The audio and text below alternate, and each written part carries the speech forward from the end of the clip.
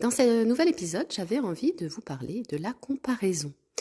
La fameuse comparaison dans laquelle nous tombons assez facilement parce qu'il faut bien se le dire, on l'a appris comme ça dans notre système éducatif et on a été comparé aux autres par rapport à nos notes, par rapport à nos compétences, etc., etc. Bonjour, je suis Sonia Favre et je suis coach de vie. J'accompagne les femmes à déployer leur activité de cœur, à oser se mettre en lumière, à se mettre au centre de leur vie, à se sentir à leur place et légitime. Dans cet épisode, donc comme je le disais, comment finalement passer de la comparaison à l'inspiration? Moi, j'aime bien penser à ça, me dire plutôt que n'y a pas de comparaison possible puisque nous sommes toutes et tous uniques et simplement s'inspirer de la personne qui est autour de nous et sur laquelle on se dit « Waouh, elle a tout ça ». Et je reconnais que c'est un exercice qui n'est pas si évident que ça. Pour preuve, j'ai encore eu un exemple ou un petit test, on va dire, de la vie ce matin avec une personne que j'apprécie particulièrement.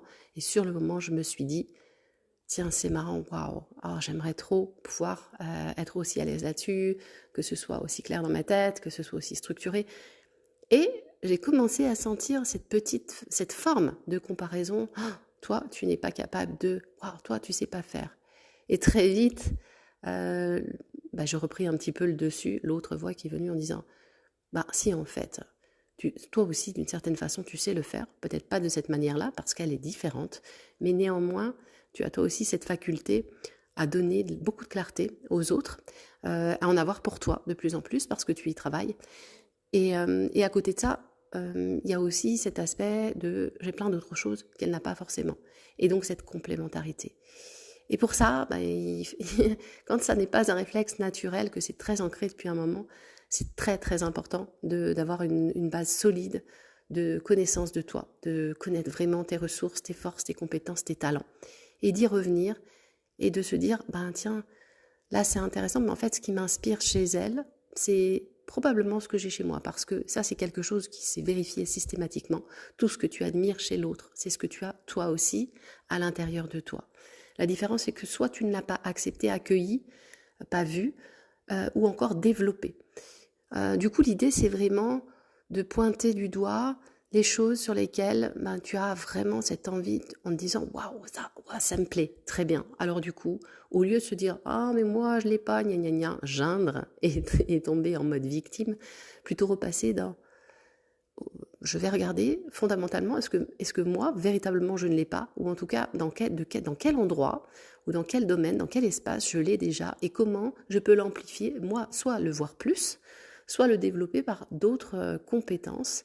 Et peut-être soit apprendre à me former, je ne sais pas, en tout cas travailler dessus, entre guillemets, pour que ça devienne un booster, un élan, quelque chose qui te fasse aller vers plutôt que de replier sur toi et puis te dire mais je ne suis pas capable de, j'y arriverai pas, l'autre, et faire tu vois toute cette ce comparatif de presque je mets la personne sur un piédestal et moi j'en suis là. Sauf que tu peux en être là, effectivement, et avoir tous ces talents, et tu les as à l'intérieur, et décider de les développer.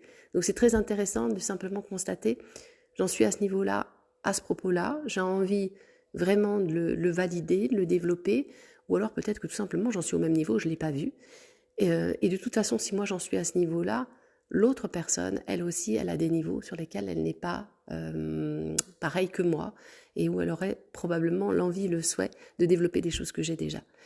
Donc c'est très très important, essentiel, voire à mon sens, d'aller le regarder, le repérer et de se dire que finalement en fait l'autre est l'autre déjà et qu'on n'a pas non plus forcément envie d'être l'autre. Elle est là, la nuance aussi, c'est peut-être que tu as un côté de cette personne qui t'inspire, il y a quelque chose qu'elle a, que tu aimerais développer plus, en tout cas voir chez toi, mais pas forcément tous ces aspects. Donc j'aime à dire aussi, quand on me dit, ou quand je pense moi-même, ça c'est trop chouette, j'aimerais trop être comme ça et tout, je me demande si j'aurais vraiment envie d'avoir sa vie, si j'aimerais être elle, véritablement. Et la réponse en général, elle est non. En fait, c'est juste une partie de... Et du coup, ça fait redescendre en pression et se dire, oui, non, mais moi j'ai déjà tout ce qu'il faut en fait. C'est juste cet aspect-là que j'ai besoin d'amplifier. Voilà, j'espère que cet épisode t'aura aidé à ce propos-là parce que je sais que c'est quelque chose qui est là encore un sujet délicat, important, et qu'il faut remettre un peu les compteurs à zéro. Et j'espère que cet épisode t'aura permis de développer d'autres réflexes à l'avenir quand il t'arrivera, ou il t'arrive peut-être déjà, de te comparer. À tout bientôt pour un prochain épisode.